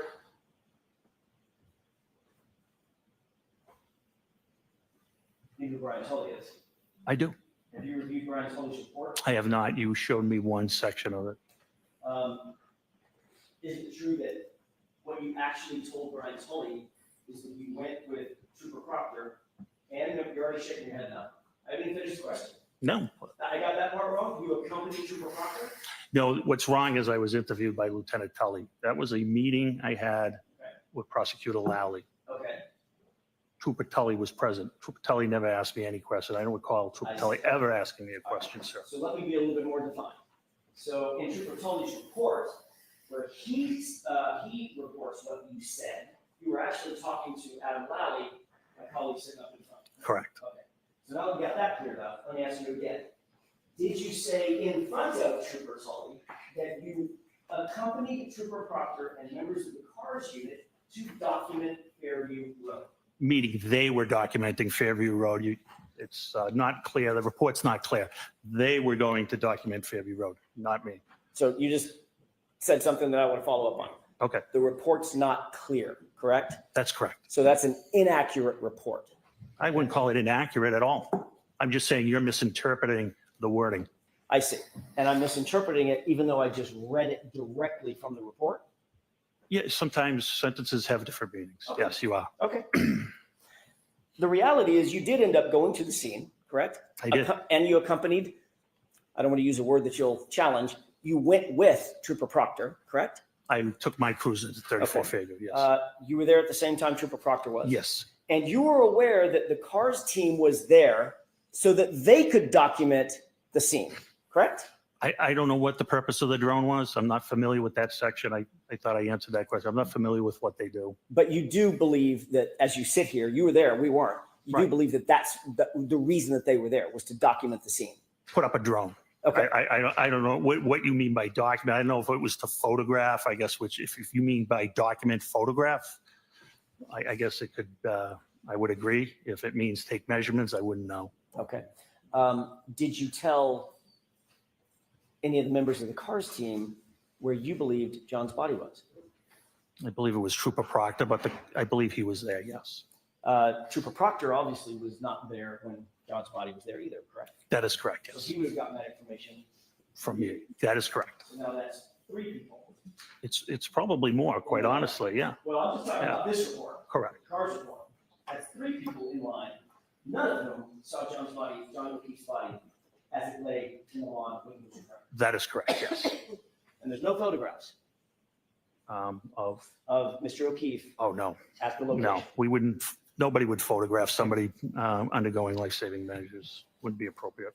There's no video specifically. They wouldn't take video of somebody there's undergoing no- life-saving measurements. There's no either. body cam. We don't have body cameras. There's no dash cam that shows it. Well, dash cameras would be on the road. Mr. O'Keefe was approximately 8 to 10 feet off the road. Well, hang on a second. You're not sure where Mr. O'Keefe was because you never saw him. That's why I used a range, yes. Right. So you don't I know where the blood was. I know where the glass was. Right. You don't know if he was 7 to 9 feet off. That's correct. Or 12 feet off. You can't say. I could, only approximately. You are correct, yes.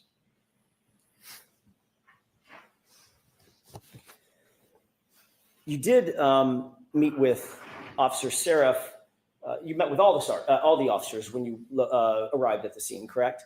Yes, And Officer Seraph had been there from the beginning of the morning. yes. Officer Seraph didn't report to you at that time any statements attributable to my client. Did He did not know. he? You later went back to 34 Fairview with Sergeant Lank, That's correct. and you rode back. Did you ride back to Kenton PD with Sergeant Lank or separate cruisers? Which time? I I'm apologize. sorry. That's a vague question on my part. You went back to 34 Fairview with just Officer Lank, and you described a circumstance in which you went in, you were let in by Brian Albert. He went to the kitchen. You were in the family room or some other place. Right by the kitchen, yeah. Right by the room kitchen. off the kitchen, yes. Okay, so right next to where he was interviewing That's correct. Jennifer McCabe. Yes. Did you ride back from that meeting with, or that event to Kenton PD with Sergeant Lank? Yes. And Sergeant Lank didn't say anything to you about his interview with Jennifer McCabe at that time. I don't recall our conversation on the way back. And you didn't write a report about any conversation that you had with Officer Seraph. You didn't write a report about any conversation you had with Sergeant Lank. No, they're responsible for writing their own reports. Got it.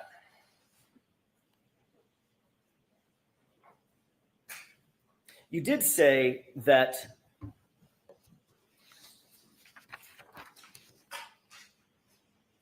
let me back up and ask you a different question. You testified about a year ago in another proceeding. You talked a little bit about the evidence collection of the biological material, the blood, or I'm guessing at that time, presumed blood. You haven't done any testing. That's correct, yes, sir. But you assumed it was blood just because of your experience and it looked like it could be blood on the snow. That's correct. How far were you from Kenton PD? Approximately. It's a drive, Mile and a half. mile and a half. You had your cruiser with you, I had my personal vehicle with me. your personal vehicle. In other words, your ambulance where you could get from point A to point B if you wanted to. Yeah, I was the scene supervisor. I wasn't leaving the scene. Okay. But you also had subordinate folks at the scene that you could have dispatched had you wanted to. Correct. They all had cruisers Yes, they did. or personal vehicles. I'm not sure which. I'm sorry? Or personal vehicles. I'm not sure which. I was the only one with a personal vehicle. Detective Sergeant Lank had a Toyota Tundra pickup truck that is not marked, but it's assigned to our detective unit. So if you wish to, as a ranking officer out of the scene, you could have dispatched one or more of those officers to run an errand, to go do something in furtherance of the investigation had you wanted to. Yeah, I actually did that. Okay, you did. What did you Yes. do in that regard? Remember, I sent Sergeant Good to get the leaf blower. Got it. You also know that Kenton PD has evidence collection bags at Kenton PD. Yes, You also know that they have materials and tools to gather biological material, correct? we do have swabs, yes. And those swabs go in little containers to maintain their sanitary nature, correct? That is correct. In other words, if you see a blood stain, you don't just walk up with a Kleenex that you find on the ground and wipe it up. There's your blood stain. There's a process for gathering that type of evidence, correct? Sure, if you're looking for DNA, you can use a bloody Kleenex, to your point. It'd be kind of an emergency. Yeah, absolutely. My point exactly. But if you're a mile from the Kenton PD, Yeah, you could have gone back and gotten a swab, could have. but you didn't. Didn't want to because of the weather, because you just said because it's an emergency, and we thought it was an emergency there. I mean, the storm was coming down terribly, and I believe if we didn't collect that biological matter, we weren't going to get that biological matter. But Canton PD was a mile and a half away, 4 or 5 minutes. In a blizzard. Still, in a blizzard, I feel like it's 3 minutes in good weather, probably 4, 5, 6 minutes in a blizzard, correct? I'm not sure. So let's call it 12, 15 minutes. You certainly could have gone back. If you wanted to, you could have dispatched one of your officers to go back and get swabs and properly collect the blood material. Sure. And I believed 15 minutes would have made a difference. And what you did instead is, well, 15 minutes would have made a difference, but you asked Sergeant Good to drive to his house and get a leaf blower. Yes, and while he was doing that, we were documenting the scene with photographs. You could have documented the scene with photographs even if you went back and get a swab. What's the difference? Because we were ongoing. It was ongoing. I wasn't leaving the scene. I didn't ask you to leave the scene. I didn't ask if you were I leaving the scene. needed the other officers. We talked about scene security. I already let one officer go. I now have 3 left.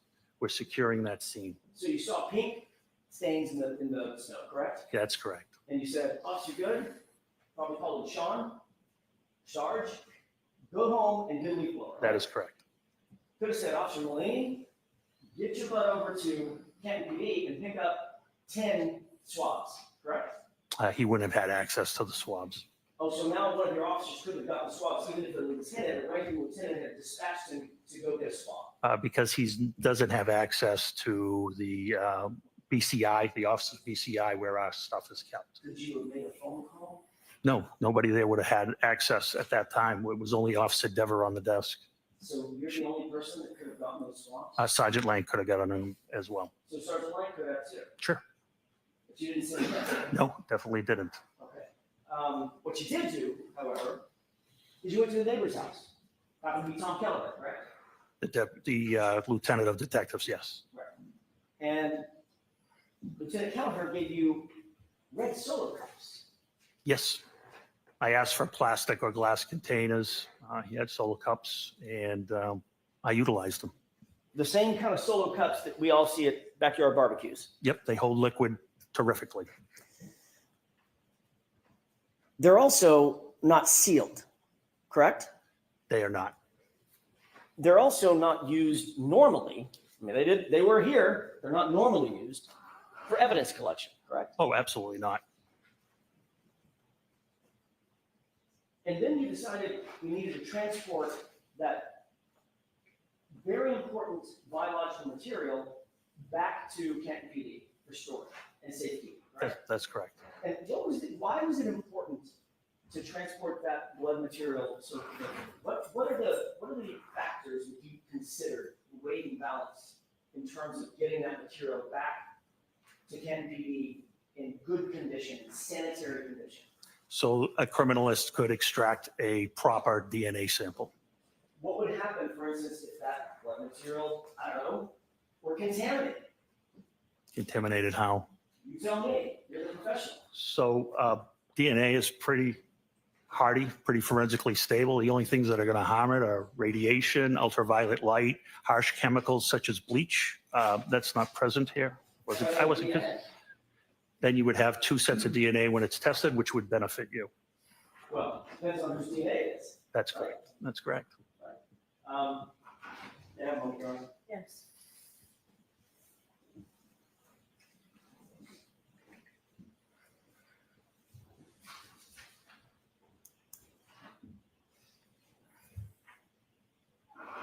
While you were, I'm going to stay on this for a second.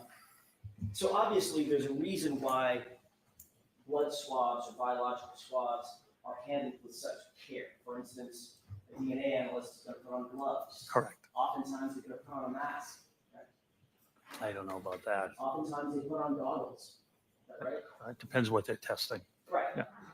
But in order to go out and collect something, you'll see CSI, crime scene investigators, in full body suits when they Sure. walk into a crime scene. Yeah, you can. Because you don't want to contaminate the scene with your own hair off your arm or an eyelash falling into a blood stain, correct? That is correct. So there are protocols. I mean, you said just a second ago, Mr. Gallagher, well, it's DNA. unless somebody pours bleach in it, you're pretty much golden, right? That's not quite the fact. And that's not quite what I said. No, it's not quite what you said. You were suggesting that it's hardy enough that it doesn't really matter. No, no. If it's contaminated or not. If there's multiple people's DNA, it just benefits everybody. No, I simply asked what you meant by contamination. Okay. So it could be contaminated with debris, is that right? Sure, it can. It could be contaminated with other people's DNA, is that right? It can. It could be contaminated with foreign items, foreign either aerosols or somebody's spittle when they're talking, correct? Sure. It could be No. contaminated with 1,000 things. Hypothetically, Right. Hey. Of course, these solo cups didn't have lids on them, right? they did not. They were open. Yes. You didn't photograph where you picked up the samples. No. You didn't document where you picked up the samples. No. So if the samples were in 6, how many solo cups were there? 6. 6 solo cups. We don't know as we sit here where each of those solo cups contents came from specifically, do we? Specifically, no. Okay. Then those solo cups with no lids were placed into a bag, right? That's correct. You said on direct examination that this was a brown paper bag, right? It is. Stop and Shop, I believe. And you said that Stop and Shop bag is, other than having the words Stop and Shop on it versus evidence on it, basically the one and the same thing. Same dimensions, made out of the same materials, yes. Right. But with an evidence bag, you know exactly where it came from and who's handling it. Not necessarily. Comes from a manufacturer Sure. whose job it is to secure those bags so that they are not mishandled, so they can have some sort of bona fides that they're clean and ready to accept evidence in, say, for instance, I don't know, the investigation of a homicide of a police officer. Okay. Important stuff, right? We're not at a homicide of a police officer at this point. I'm just talking about evidence bags in general. Evidence bags in general. In other words, I'm trying to think of some of the most important investigations around. The manufacturers of those evidence bags manufacture them and send them in a way so that their bona fides, the provenance of those bags is maintained, correct, and protected. That's the way they ship them, yes. Right. And Kenton PD pays extra money for those bags for that very purpose. I'm sure they do, yes. You mentioned almost tongue in cheek, look, except for the price, Yeah. they're probably pretty close. Yes. There's a reason that there's a price difference, right? What would the reason? What's the reason? Well, it's not the shop. I can go pay 10 cents Yeah. for that bag because I don't really give a hoot where it's been or who's handling it. Right? It's got my milk and my eggs in it. Really don't care. Yeah, I don't know. I don't know how they price it because of how they package it. I don't have any knowledge of that. Well, you're the one that mentioned the price. I'm just Oh, trying no, to no, make a no. point. Yeah, I There's a agree with reason. you on that. I'm sorry, we're speaking over each other. Okay. I apologize. I'm sorry, Mr. Gallagher, you gotta wait. Yep. There's a reason. My point is, there's a reason, right? Yes. That evidence bags are more expensive because there is a way they're manufactured and they're taken care of, and Canton PD is willing to pay that extra price, like every other law enforcement agency, because of that. Correct? All right. So they're not quite the same, are they? No.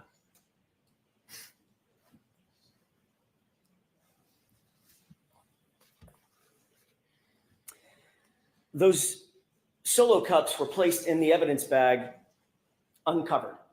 Yes. The evidence bag was then placed in Sergeant Lank's vehicle. It was closed and Sergeant Lang transported it to his vehicle. Yes.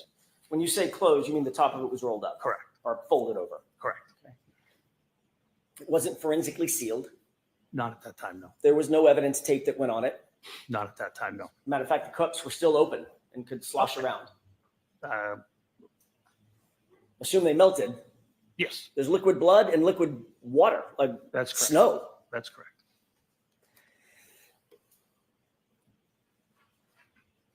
And you indicated that those were, at least you believe, those were placed in an evidence locker, temporary evidence locker, correct? No, the blood samples were put in a refrigerated unit. My mistake. I thought the refrigerator was the temporary storage locker. It's different? Yes, lockers are not refrigerated. That's where the glass would go into a locker. Okay. This was placed into an evidence refrigerator. That's correct. That was to maintain the integrity of the sample, the biological sample inside the cups, correct? That's correct. You have an evidence log of that. I don't know. You've never seen an evidence log. indicating that those were actually put into a refrigerated evidence. I removed them myself, so I know they were in the refrigerator unit When did you remove them? on February 1st. Right. I'm talking about January 29th. They were taken to Canton PD by Officer Lang, Sergeant Lang, on January 29th. I'm just asking, well, let me ask a foundational question. Does Canton PD maintain something called evidence logs?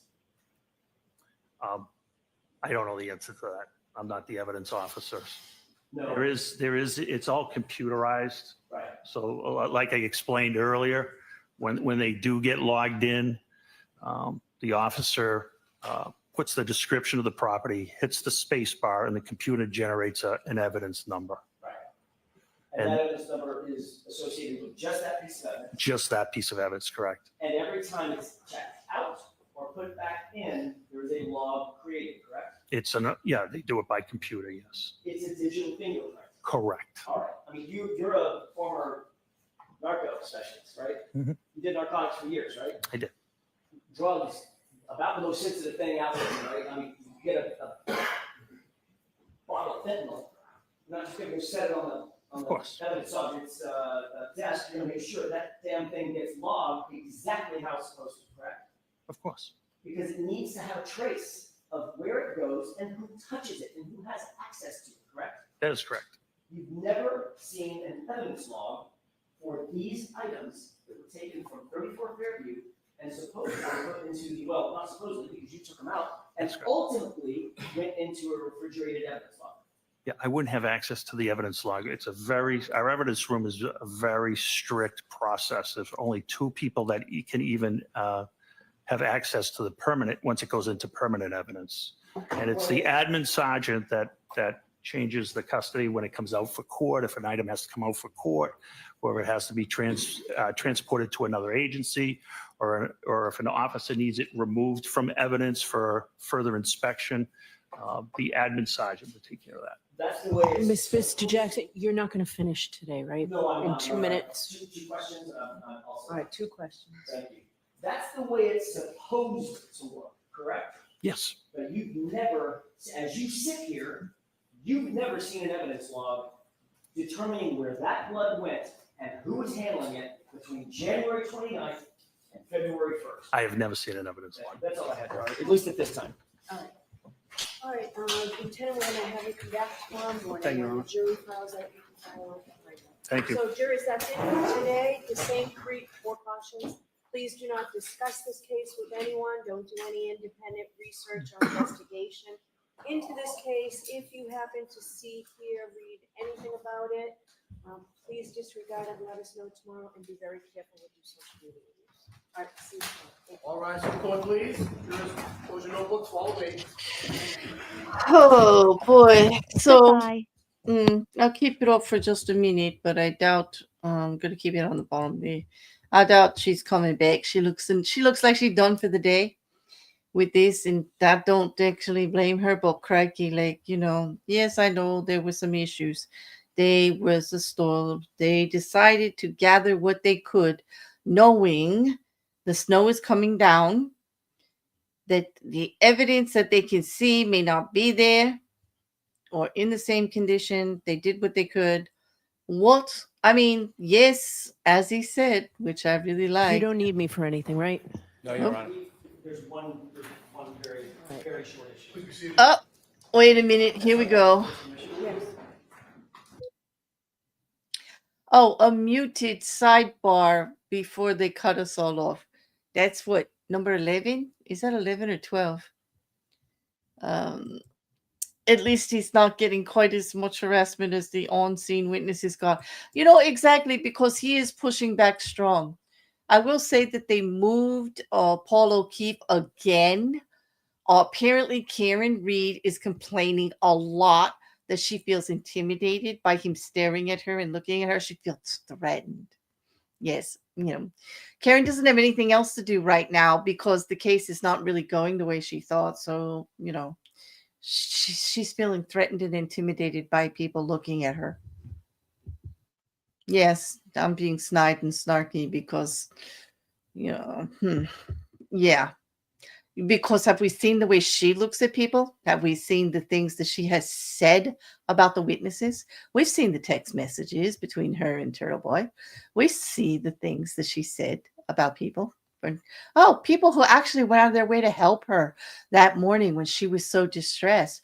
Oh, apparently Jen McCabe is awful for telling her to like calm down because she was saying things erratically that could be used against her.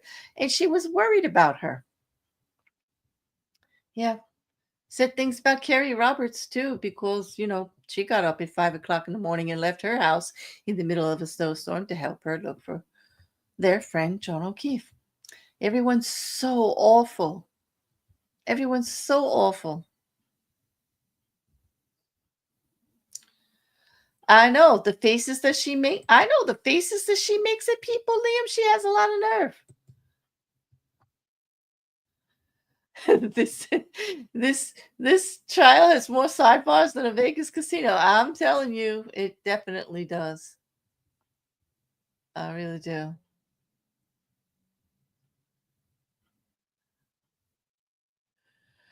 You know what? They don't have to, right, Liam? He says, I really look forward to the defense actually presenting some evidence rather than just calling everyone a liar. They will bring their expert witnesses, but I don't know what they're going to actually be able to like present. They really don't have to. They can just pick at the case. They can just sit there and poke at the Commonwealth case all they want, But people are supposed to be fawning all over me.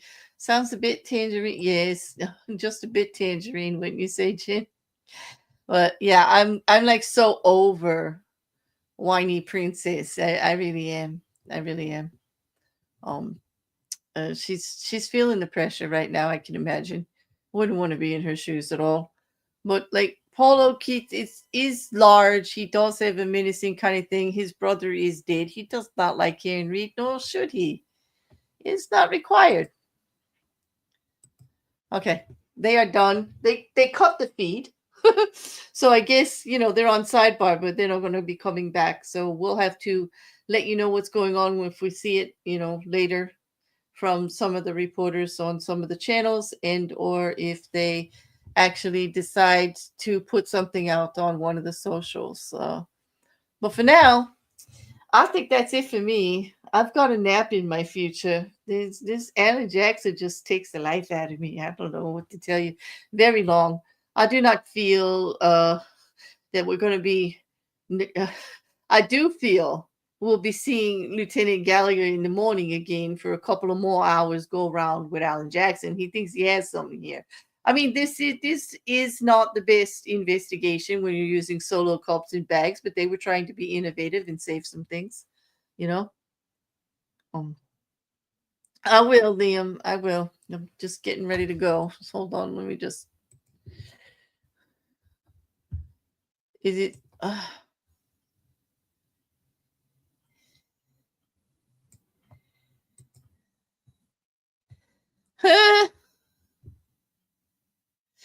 Very cute and Liam. But I might have to use that one for thumbnails for tomorrow. Yeah, I should be putting more of her crazy faces out there for sure.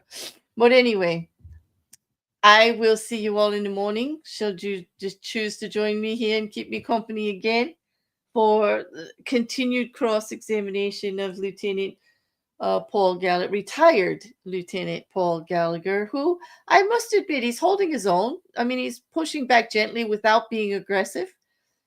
He's trying not to have his words twisted. He's being honest about stuff in the situation. They did use solo cups. They did use bag. He said, he made the decision at the time. He decided not to wait. He didn't want the evidence to be further destroyed or further unavailable. What are they going to do? Anyway, I'll see you all in the morning. Thank you for joining me. Don't forget to like, share, and please, you got something that occurs to you, a question or something you want to discuss for later tomorrow, hit the back of the comments on the videos. I answer everything and I'll make good notes. But on that, I will see you all tomorrow. Good night.